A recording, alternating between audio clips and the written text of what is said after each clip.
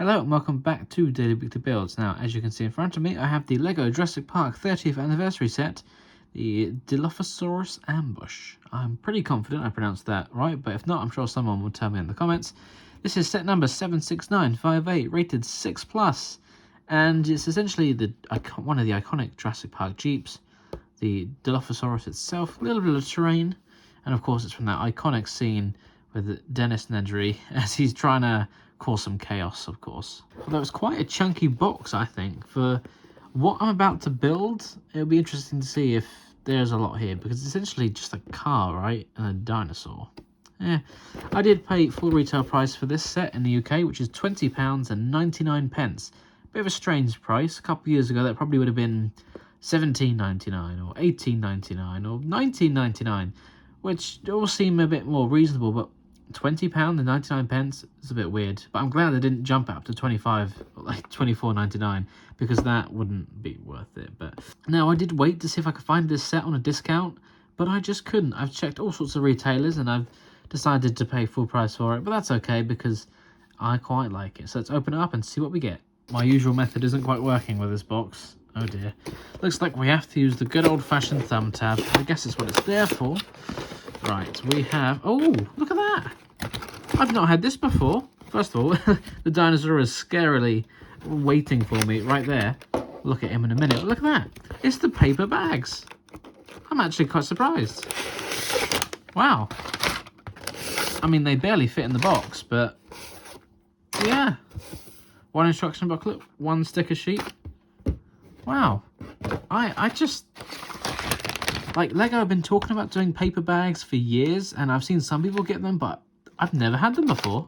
Huh. That's a surprise. Yeah. Okay. At least I can finally recycle it, because one of the worst things about building LEGO sets is obviously all the plastic packaging you get with it. Like, yeah, you could recycle the box, but now you can recycle the bags too.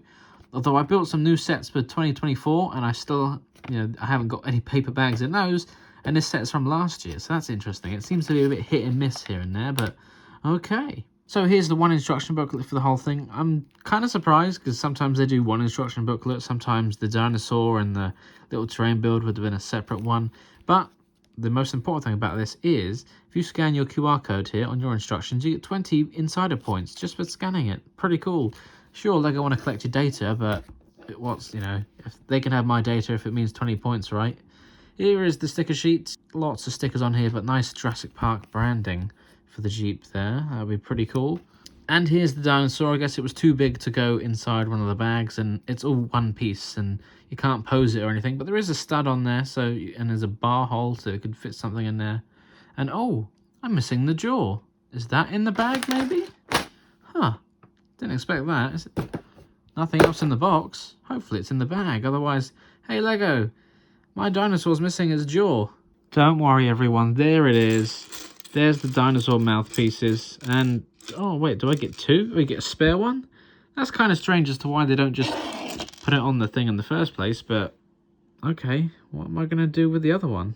So I finished building it, and here it is. Now, I have to say, this was a really enjoyable build, and maybe I'm a bit biased because I'm a Jurassic Park fan, but I can't really fault this set. The dinosaur, great. Okay, maybe some posability would have been nice, but still.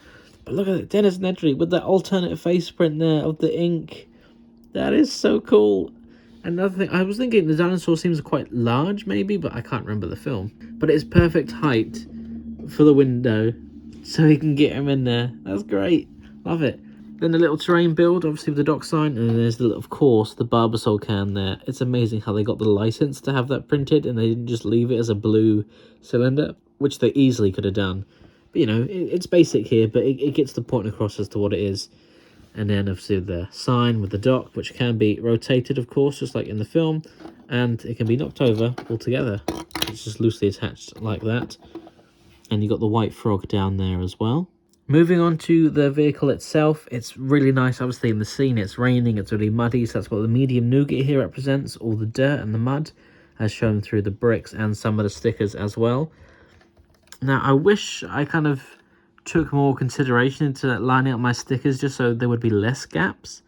So for example, some of the colours there, like that red and the medium nougat. If I could line those up a little bit more, but if you think about it, the sticker isn't big enough to do that. There's going to be a gap somewhere, so that's a little bit of a shame.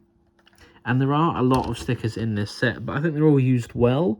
I mean, I don't know how many times you need to know that this is car number 12 because it says it absolutely everywhere, but it's pretty cool. And obviously this is the Jeep with the kind of top version on. In some of the other Jurassic Park sets, you can get the one without the top on, although there is no glass in the window here, and of course it's a big open gap, but this works well to have the dinosaur where you can kind of recreate the scenes. And you can easily remove the top, just held on with a few studs, with some storage space in the back. Only one minifigure included, and you could only fit one in the front, but you might be able to squeeze another one in the back. Although obviously the dinosaur is way too large to fit in there, so you can't have him get back in the car and be attacked like the film. But maybe that would have been a bit too dark for Lego. And as I mentioned, Dennis does have 2 face prints. Here's the one where he's kind of scared and got inked all over. Really nice torso print. No leg printing or arm printing, but I think that's okay. You know exactly how this is supposed to be. And there's his other face print where he's looking a bit worried. He's got the rain on his face. I think the only thing missing from this car is the winch. Like, even if they didn't have a working one on there, just to have some more representation of it, because I'm sure there was one on. I remember that in the film, right? Am I thinking that wrong? Am I being crazy? I'm sure that's where he's trying to pull the winch to get the car out of the mud. He falls over, and then the dinosaurs come. So it seemed like a key thing to be missing. But otherwise, it's pretty great, to be honest. And as for the spare parts, nothing too exciting apart from that spare jaw piece for the dinosaur and another printed tile of that Barbasol can. And here's a quick size comparison between this Jeep and one from another Jurassic Park set. So we've got this one, which is from a 6+ set, and this one, which is from a 4+ set. So the difference of 2 years between kind of age recommendation for the buildings. And funnily enough, despite the size difference, both can technically only fit one minifigure in the front seat, and I guess you could put some in the back of each. And the colour schemes are pretty similar, you know, with the red and everything, although this one's tan and this one's got dark tan. But, you know, they're kind of, it's the same thing, right? You can imagine these working together, maybe. But do I think this was worth the full retail price of £20.99 in the UK? I mean, a few years ago, this would have been a bit cheaper, but then again, you have to think about the dinosaurs and how they inflate the price slightly. So if this was a Lego City Wildlife set, for example, it probably would have been about £17, £18. But if it was a Lego City set, there would have been at least 2 minifigures, and in this, you've only get one. But then I guess the scene that it's trying to recreate, there is only one character, so that kind of makes sense. But if you can find this on a discount, great. If you can't, and you do pay full price for it here in the UK, I don't think you're being, you know, ripped off or anything, but we all have a discount, don't we? Let me know what you guys think. Do you have this set? Would you like them to recreate scenes from the other Jurassic Park movies in the future? Maybe they'll be doing that. That'd be pretty cool, because obviously this is from the first film. So what about the second and the third films? Are they going to do any more sets? Let us know in the comments. I'll see you all in the next LEGO review. Bye for now. Thank you very much for watching, and if you enjoyed this video, don't forget to check out the other videos on this channel or on one of my other channels as well. And of course, don't forget to like, comment, subscribe and share with your friends.